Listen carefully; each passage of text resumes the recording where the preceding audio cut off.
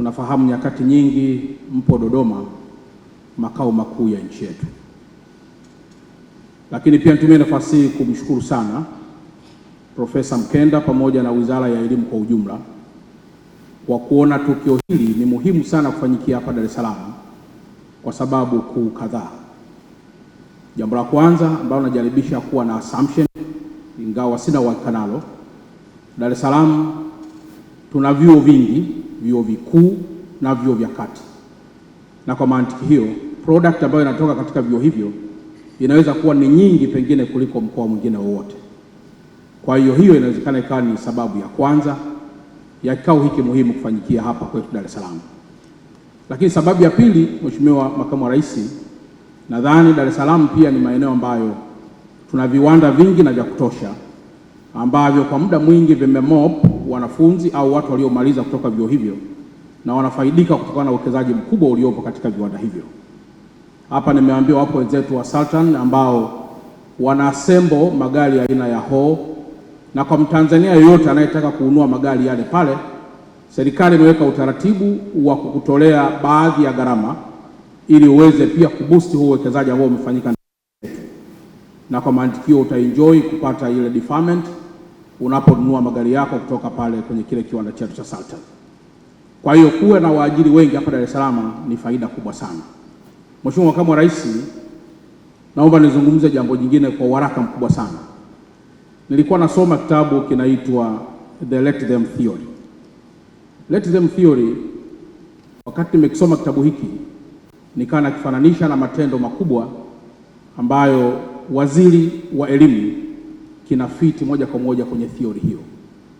The Let Them Theory inazungumzia kwamba let them is very impossible without let me, kwamba lazima uanze na wewe kwanza kabla hujawaza watu wengine. Profesa Mkenda pamoja na wizara kwa ujumla wameona kuna umuhimu wa kuanza na initiatives hizo wao wenyewe kabla ya kuangalia maeneo mengine yote. Kwa kikao hiki ningeomba tuwapigie makofi sana. Lakini wakati huo Mheshimiwa Makamu wa Rais, nilikuwa nasoma pia kitabu kingine kinaitwa Ego is the Enemy. Ego is the Enemy, Mheshimiwa Makamu wa Rais, kinamrefer sana mtu ambaye hana positive thinking katika mambo yake mengi. Huyu ni aina ya mtu ambaye kila jambo ambalo linatokea ni rahisi kuzingizia au kuwa na vizingizio vya aina nyingine. Kwa mfano, miaka leo wanafunzi wanaomaliza vyuo vikuu wanapokwenda kwenye interview, bahati mbaya anaposhindwa interview hiyo, kitu anachoondoka nacho hapo moja kwa moja ni kwamba ajira za miaka leo lazima uwe unafahamiana na fulani. Sasa hiyo sio positive thinking.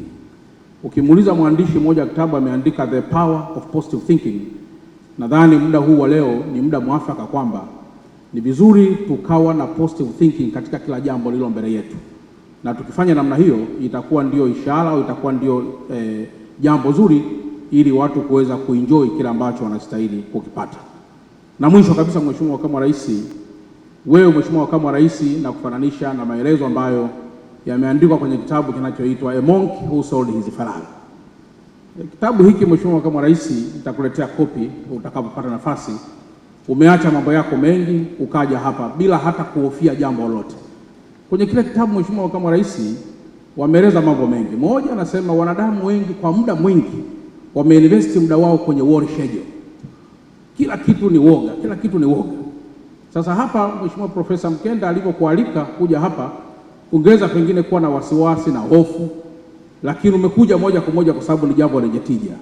Nitakuletea kitabu hiki Mheshimiwa Makamu wa Rais kwamba A Monk Who Sold His Ferrari ni kitabu chenye ujumbe mkubwa sana. Jamhuri ya Muungano wa Tanzania.